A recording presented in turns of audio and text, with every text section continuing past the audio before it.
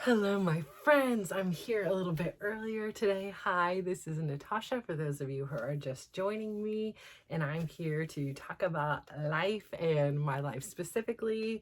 And hopefully, I can be a vehicle of knowledge and information for you, and so that you can either learn and have a better life as a result, or even just have a better life because you're having a laugh at my life. That's totally acceptable. Like, I laugh at myself. Here I'm fixing myself today.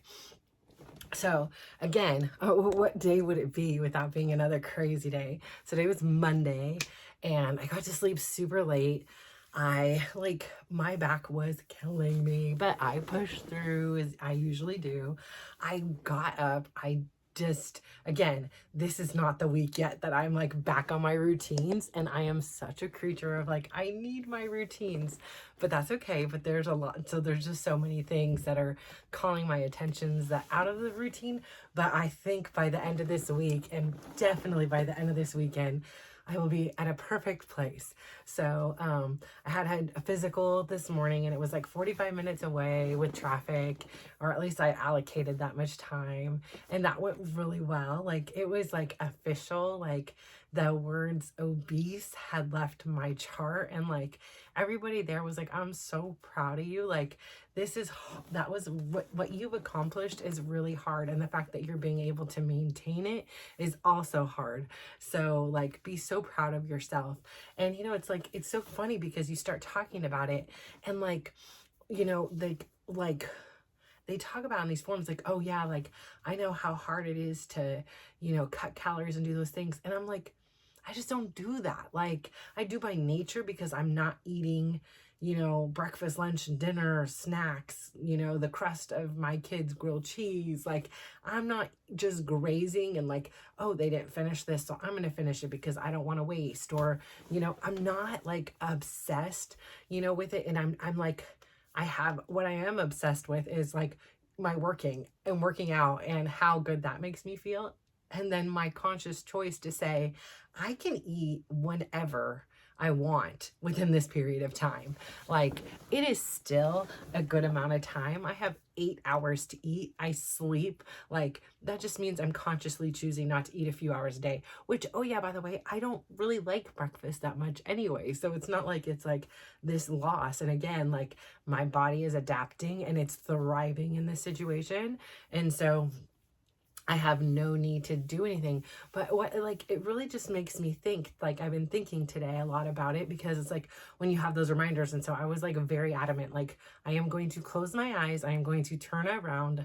Please do not tell me the number. And they even, like, on my chart printout thing, like, they went through with a Sharpie on both sides, and I was like, please, I don't want to accidentally see it. It's just, I'm not there yet, and it doesn't really matter. Like, the number could be 190 or 200, and I don't really care what the number is, really, because it's not going to change anything about who I am or my journey or make me feel bad about myself. It's not. Like, I am not defined by that. I just don't want to know. Like, I'm just not mentally in the place. Like, there was an inch of curiosity, like, I wonder, but then I'm like, quite honestly, I don't need to know. Like, I like my story to say, I don't know, and I don't need to know. That doesn't define me. And at some point, I'm going to figure it out. Some point, I'm going to find out, and that's okay. Like, I'm not going to crumble and fall down. I'll either be really delighted, or I'll be surprised, or, whatever I'll be on that time. Hopefully, I won't be sad because, again, like, going through this process where I had to take some photos of myself and like having this stuff to compare and to know that, my willpower is strong. Like, the fact that I was able to consistently stick with my plan to this day, like, and today I was tired, I was sore, I was working on a project until 5:36, and then next thing you know, I look at the clock, it's like 6:30. It's my day to cook, so here I am cooking from 7 to 8, then we're eating, like, so it's like, it's this whole thing. And there was a moment in my mind where I was like, I'm just not going to do my steps today. I am literally, it is 8:30 and I am at, I don't know, 1,800 steps. Like, that's not a lot. I've got to do more than 18,000 steps for my personal goal. Again, like I've given myself full permission. There are days that I may need to do 10. There are days I may need to do 15, and they may be 20. Like I was at like 25,000 for a long time. That was really unmanageable. I then knocked it down to 15, and I liked that. I really did, because I felt like my eating and like my workout, because it was just like at 25, I was eating so many calories just to keep up with that demand, that I was just like, I'm just using a lot more time, running, walking, working out, and eating, then like if I shave this down to 15,000, my body just naturally requires less. So it was like a more efficient method. And then I was doing my 15,000, and that was about the time that Dylan was injured, and we started doing these nightly walks. And I've been so busy that like I haven't even gone back. And I was really cold during the winter. I was like, ugh. He was like, there's a new invention, Mom. It's called a jacket. You can put it on. And I really do miss those walks with him. And so again, once I get things like a little bit better on schedule, some things like, again, are going on the I'm done to done list, which will free up some more time. And I'd really like to like plan out some time to take those walks with Dylan again, for so many reasons, right? Like, I don't know where he's going to be next year. I don't. He doesn't know. He knows where he'd like to be, and he'd like to be in Europe playing, and I don't know if that could be the case. And so I'm really thinking that it is something. I forget, right? Because I have a 24-year-old living here. My 22-year-old bops in and out here, almost daily, a couple times a week at least. And so I think I've been a little bit spoiled in that aspect. And oh my gosh, I'm gonna almost cry just thinking about it. Like, we are on that like finite time, and we sometimes take for granted just how great we have it. Like, we take for granted that someone's gonna always be there. And that like now I'm like sitting here kind of like feeling bad that there have been times where I'm like, I'm too tired and I'm too cold. Like, it's too late for me to go walking at 11:30 p.m. Like, I'm tired, like.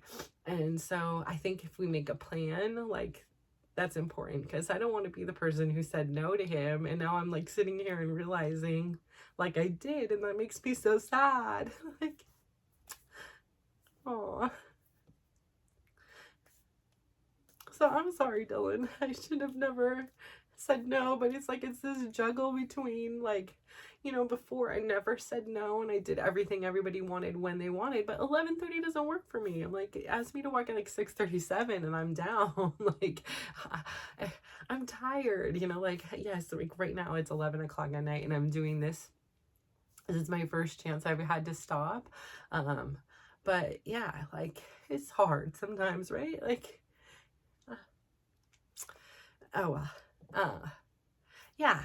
So I'm gonna make that a priority. Obviously that like touches my heart, and I think like finally today he went back to school for the first time, like in person, which was really nice, I think, in some ways, because he got to see like his friends, and I'm like, did you know where to sit? And like, it was like always like the curious question, like, do people like call your name like at roll call time like every day and still you're not there? And then like, what do people think? Oh, they just have the schedule wrong, or he's in a different class. And then like when he shows up today, they're like, oh, did you get a schedule change? And it's like, no, I've been in this class all along, I just haven't been here. And then to come back your senior year, like, which there's just not a whole heck of a lot going on in the first place at this stage of your senior year. So, like, it is like he was texting me quite a bit because they just weren't doing anything. So like that, as me as an efficient person, I'm like, what a waste. Like, I get it, like it's a waste. And he was like, already trying to negotiate, like, can I drop like some of these classes? Can I do like a 5th period? I only need 4 more periods, like, to graduate. I don't know why I'm taking all these classes. So anyways, we shall see.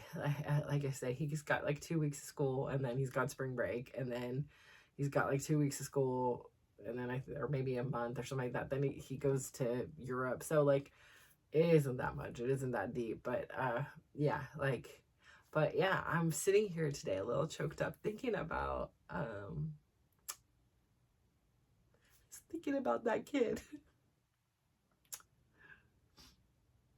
it's hard to have a senior, and it's hard to have kids that have had to like already go through so much, and then like, you know, in their heart, like the fact that he went to Austin and made it back home by himself, like that was huge for me to even allow. But I think it was even bigger for him to experience and appreciate like everything that, like, you know, we do. And he was able to figure it out. So like that gives me some like faith. Like there is that piece of scrappiness from his mom in there that's like, listen, I can figure it out. You know, like I got this. But it does make my heart sad.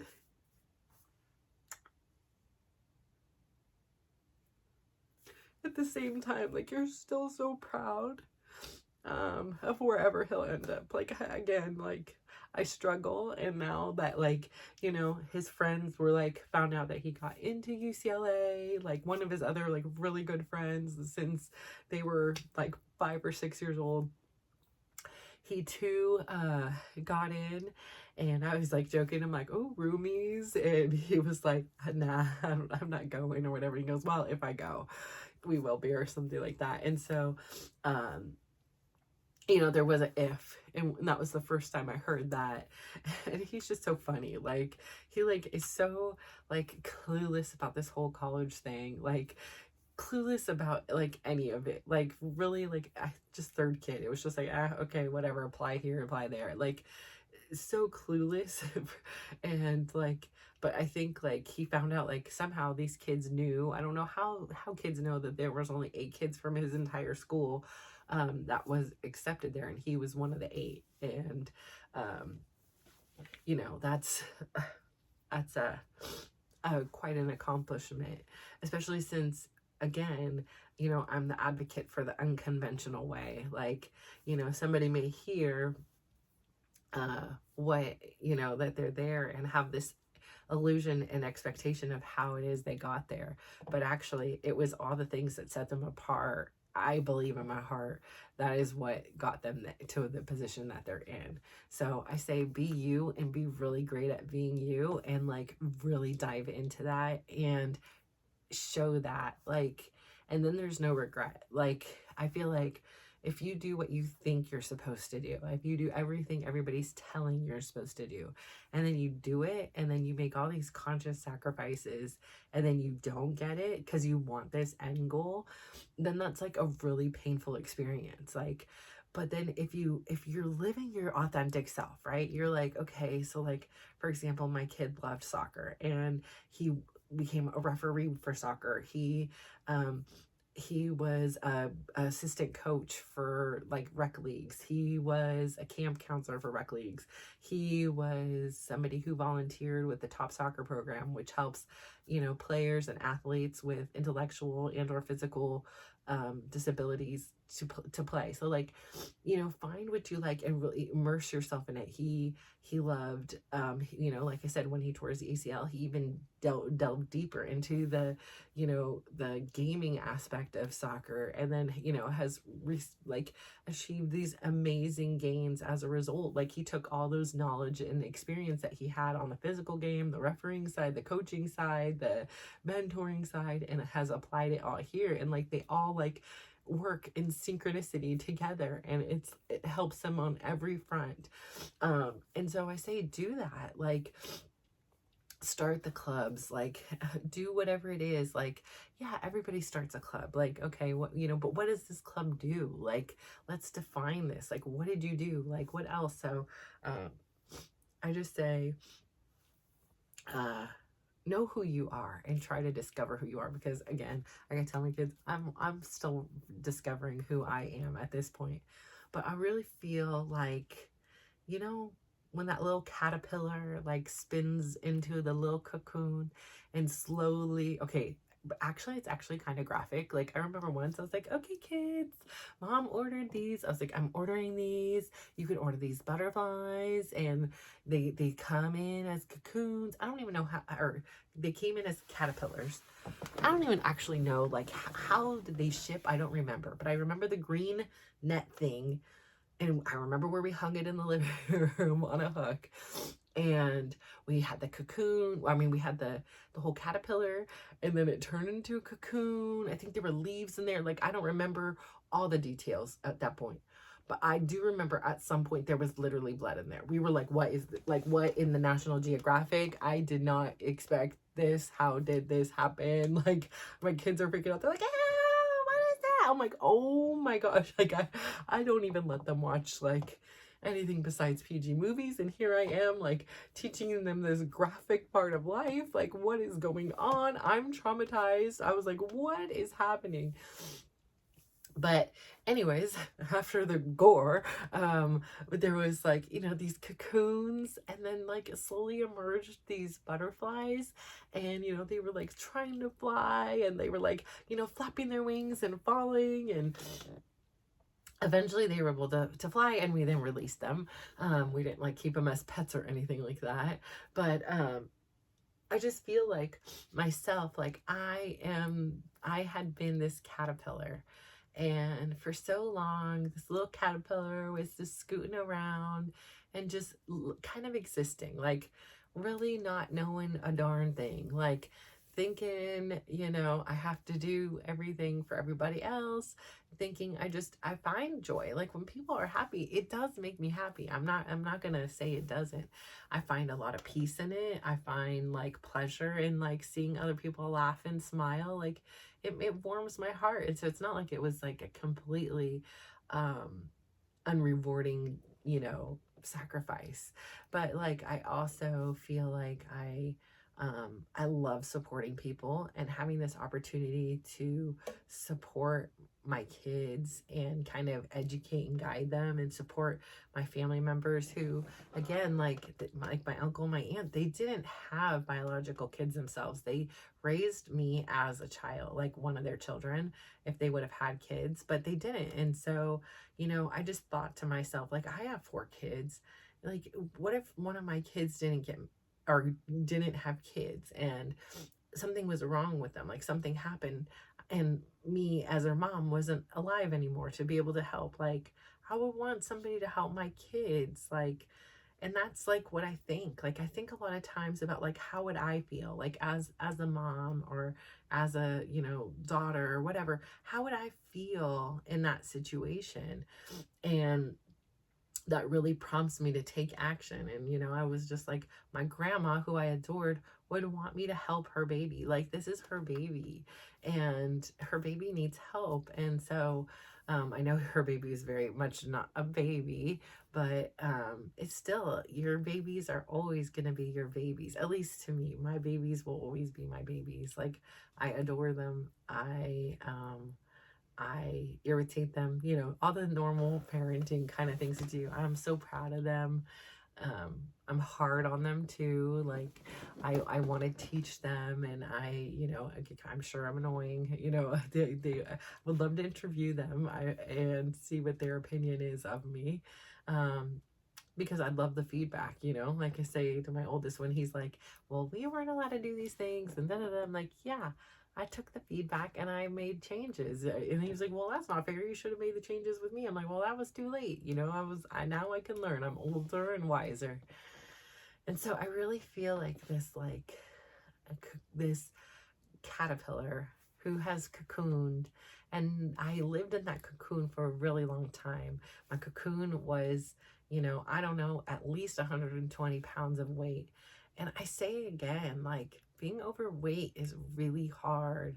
And I feel like there's this lack of empathy, and there's this belief that, you know, we're just lazy, or we don't care, or we just eat unhealthy, like this is a choice. And at some parts it was. Like, for me, there were days that I would eat a pint of ice cream and feel terrible about myself, and you know, like almost justify it and be like, well, if anybody likes me, like this will like weed out the people that really don't. Like, you know, like if they don't like me big, then they're not gonna like me small. You know, I had like all these stories, and you know, I believed it was armor to like protect me, so, you know, I didn't do harm, or so that, you know, perhaps I had this illusion that perhaps men wouldn't do harm to me because I was unattractive and I was big and I could, whatever. And I think that's a lot of weight to carry on, like even as an emotional weight. And having that opportunity to finally have the courage to release it pound by pound and pain by pain has been such a blessing. It is still hard. It is still a choice. Like I said today, I was like, I don't want to do my steps. I'm just not going to do it. It's okay. It's going to be okay. I'm tired. I need to listen to my body. And I found that after I ate, it gave me like a lot of energy. So I was like, okay, I can muster through this. I can do it. And but I was like, if I need to stop, if I can't, then that's gonna be okay too. But at least let's go give it a try. And so I was so proud of myself. I was able to do that, and I was able to get some of my writing done. And as soon as I ever start, like I feel alive again. But it's those voices in my head that I need to talk with in a way. I'm not like talking to myself, but like I need to say no, like default setting of wanting to just go lay down and be tired and feel like crap because I'm going to sit there the whole time and be like, I should be walking. I should, like all the old patterns will start. So instead of like buying into it, I'm just like, no, I'm going to go try, and we'll have a discussion then. Just like what I told Dylan, we will apply to all the programs, apply to all the things, and we'll have a conversation at the end. All the doors are open, or at least the doors that are open for you. Some doors are closed. Some schools he actually got denied from or waitlisted from, like, and that's okay. Like, that's life. It is what it is. No harm, no foul. And so I say that because like it is still a struggle. Like it is still, it is now my default to be healthy. And like I say, I still eat anything. I had a cookie after dinner, and a nice yummy M&M cookie. I think I had some other kind of sweet. I had a burrito bowl with like tons of rice and chicken and lots of cheese and sour cream and queso and avocados and beans and corn and salsas. Like I eat a lot. I chips, like I don't care like really what I eat. Like by nature, I want healthier things. Like a lot, I also had some strawberries and bananas and blueberries. Like I want to eat. My cravings are not for pizzas and hamburgers every day. Like I still get them. Last week I really wanted Chick-fil-A. I was like, okay kids, let's go get Chick-fil-A, and I got it. Like I ate it. I ate the fries. I ate everything, and I'm not like, I wasn't feeling guilty about it. Like I said, when I was on vacation, I ate a whole pint of Twix ice cream. I wasn't worth it, but because I was like, it wasn't what I wanted. But Slim Pickens at the gas station, yeah, I had to go with what they had. So, but I was like, I need a dessert. I haven't had a dessert in a couple days, and I need my chocolate fix. So it was good enough, but it wasn't like good enough to get again unless it was the only thing left. So I love it. Oh, I'm so thirsty. But I say all that to say, like, I don't think I give myself enough credit sometimes for how hard I work. How, I again have always worked hard. It has been my requirement. It is part of my default settings, and it's just another day in the life. And so I don't often say, hey, you know what? You are a bad A. You got this, girl. Like you can do pretty much anything you put your mind to.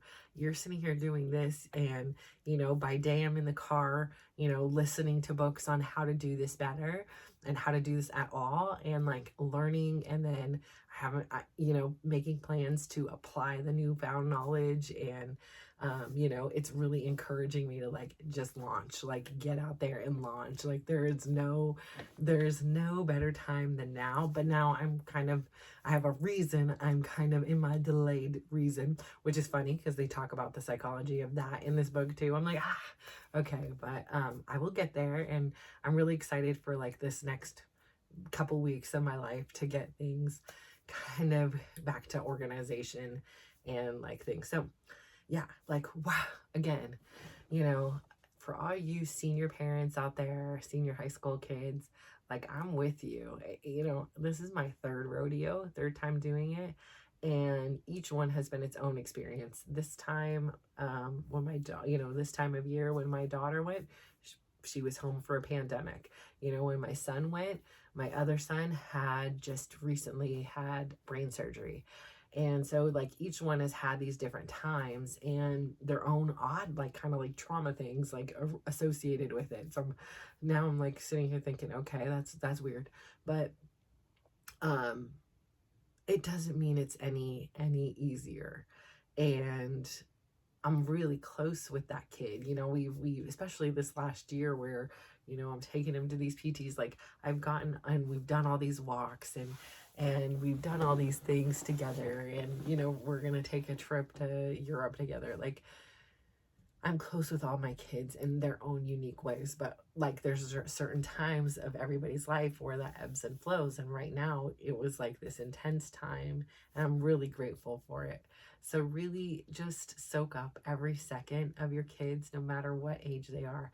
I know sometimes they could be annoying, and I know sometimes they're not doing their chores or their homework, and you know, you're tired and you're overworked and underpaid, and you know, you're confused and trying to find out who you are, and you know, just try to show up as the best mom and wife and friend and daughter and son and whatever as you can. And it's really hard. Like, it's really hard. None of us come with manuals.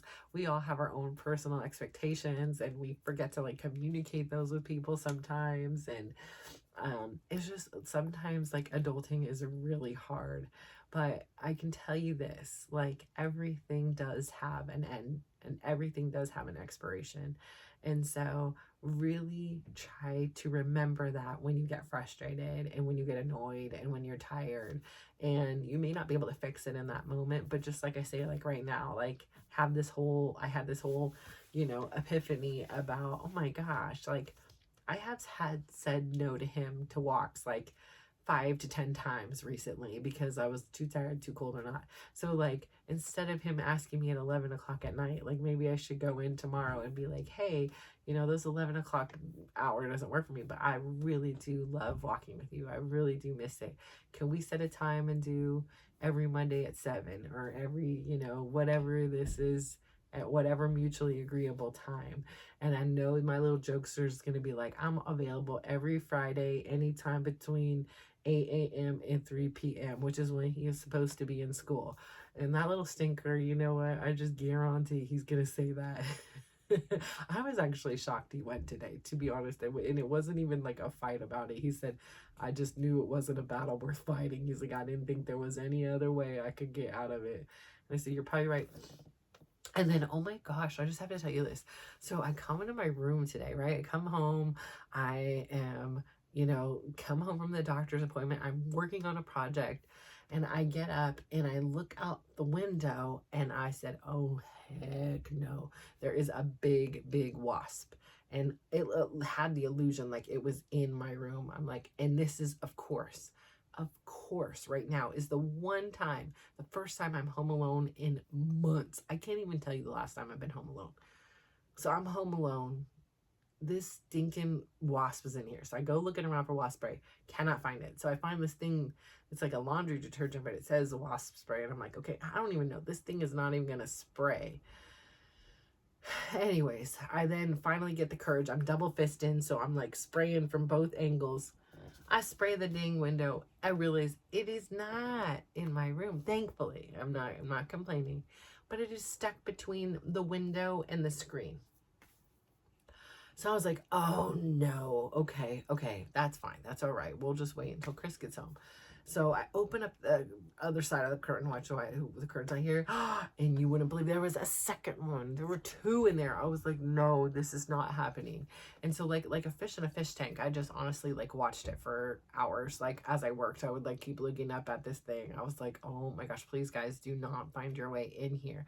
And I was like, come on, like rooting them on. Like a couple times they got so close to getting out, but then this other wasp would come, and I don't know if it was like their friend or what the deal was like coming and chat with them. And then it would move the other way. I'm like, no, you ding dongs, it's go that way. You know, here I'm like trying to be the cheerleaders to these dang wasps. I'm like, if you don't get out, you're on borrowed time. Chris is gonna come home and bug spray you. Like, you need to figure this out. And like, even at one point, like, one looked like he was like stinging the other one. Oh, it was a whole thing. Anyways, wasps is gone, but I just don't like the bugs at all. Like, at all. I struggle best with those things. But anyways, so thank you so much again for tuning in today. I really do appreciate you so much. And if you could just go out there, give somebody a big smile, give them a compliment, and just watch how they glow up. Bye.